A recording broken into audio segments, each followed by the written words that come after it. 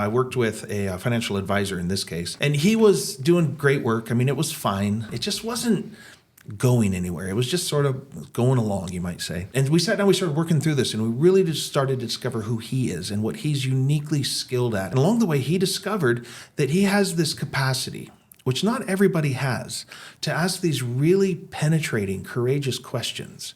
Now, of course, that can get you in trouble in a lot of situations. Yeah. But inside of a money conversation, when those are framed well, it really unlocks a whole bunch of things the client needs to be thinking about. Sure. And he began to realize that it was the women, the wives, who were really finding value and resonating with what he was doing.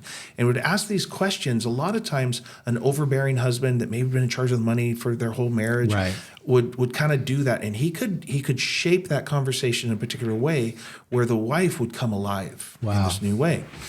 He didn't really know he was even doing it. That was the thing. Yep. But as we started to look at what was going on, and we began to realize that he has this ability to take care of a conversation about money in a way, drop it way past the money conversation.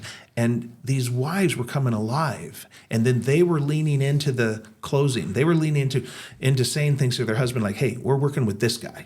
This guy gets us, which meant this guy gets me. Yeah. And when we looked across his book of business after a while, he began to realize that it was loaded with this type of wife, this type of woman. But he began to build his whole brand around this avatar.